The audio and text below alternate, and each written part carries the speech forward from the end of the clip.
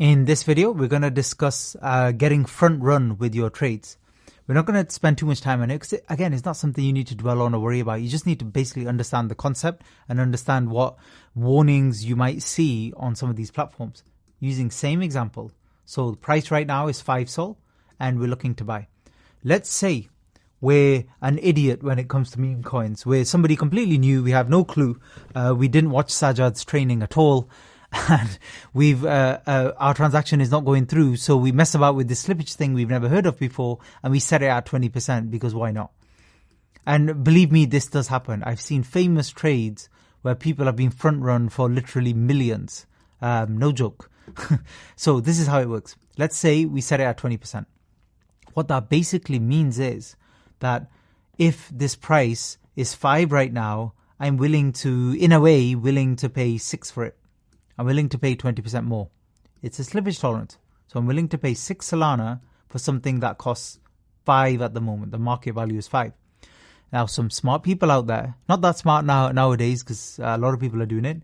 What they do is they use bots to front run. So before your transaction is going through, they will buy that exact amount almost to sell to you. That's the way I think about it anyway. They are almost like a middleman here. So they will jump in here and they will get it at a much lower slippage tolerance. And what they will do is immediately sell afterwards. So how it works is, with these bots, this middleman situation, they will purchase this at a much better price because they know what they're doing. And the transaction speeds are literally lightning fast with the software they're using.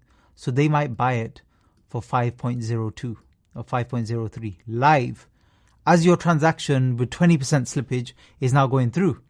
And because you're happy to pay 20%, they'll buy, especially if this is a massive trade, and you might be looking to buy, like $5,000 worth of this particular coin, for example. So let's say, as an example, 500 sol or $5,000, which is roughly about 500 sol. So they will buy that. They will literally buy that, use their bot, and they'll spend their money and buy that. All the while knowing that they'll then sell to you. That's almost how I see it. And what they do is they make a difference within seconds on that trade of 0.18. And that difference is on that whole amount of 5,000. And that's a lot of money because even if you look at this is nearly $1,000. Let's call it $900. I mean, this is a far off example. Usually most transactions are smaller. But the thing is, these bots they use, sometimes called MEV bots, MEV bots, they will run 24/7 throughout the day on some of these collections, constantly looking for these little arbitrage opportunities where they can make money from just people with ridiculously high slippage tolerances and then selling to you. Now, there is a risk for them as well. There are some risks, and I'm not going to go into that because that's, again, well beyond the scope of this training. You don't need to worry about that. If you're fascinated about this, obviously you can look into it more. And it's not that difficult to make these bots, actually. And some people make hundreds of thousands, if not millions, all day long, just running these bots. So they don't care what's happening with meme coin prices and stuff. They just care about crazy purchases people make with very high slippage tolerance, not knowing what they're doing when it comes to meme coins. And the thing is, it's actually the whales that are the biggest opportunity here, because when you see a meme coin pumping and you're like, I've got 20,000 spend money and I don't really care and I just want to throw it on some random meme coin to see what happens because I've heard about it in the news or on YouTube, they'll just randomly on one transaction try and buy for 20,000. Now, those of you who have a bit more experience, you will know already 20,000 on a meme coin that's at 5 at the moment, 20k is too much. You need to split up your order. It will impact the price too much. It will push the price up too much. And you'll need a higher slippage tolerance. That might be more than the entire liquidity pool.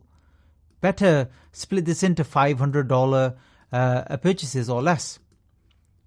But these people don't think that way and they don't know that, and they're wondering why their 20,000 transactions not going through. So they start messing about with their slippage tolerance, and then suddenly it does go through at high slippage, but an MEV bot made all of the difference. The price is pushed up, so instead of 5, they end up paying 8 or something ridiculous, and then someone's front run them. Front run basically means get ahead of the queue, just be faster than them, and then make money on the difference, because they know, they understand that this 20k is going to push that price up stupendously, like a lot, but they get ahead of that and then they quickly sell as the price goes up. So this person is almost left at an immediate loss sometimes. But again, this is going way beyond the scope here. But this gives you a little bit of an idea of how things work and a whole new niche within meme coins. There's a niche, obviously, of people buying meme coins, just general retail. There's a niche of meme coins where you're sniping, like I will do as well in wave 1 moves. There's more medium and longer term strategies, which I talk about as well, which is for well-established meme coins, which make good flips as well. There's creating your own meme coin collection, which can obviously make you money. And there's arbitrage opportunities like MEV bots. It's a whole kind of, how would you describe it, an ecosystem of meme coins. So it is an amazing area where there's lots of opportunities to actually make money, and a lot of the time make money quickly as long as there's liquidity. So this is a whole area. If you're interested in this, it's MEV bots, and you can look at that. But in terms of trading and sniping, just understand slippage tolerance and just be careful with it, and check your settings, especially if you're using a bot. Make sure your settings are exactly what you need it to be. I'll discuss some of my settings when it comes to sniping bots in a different video. Thanks for listening.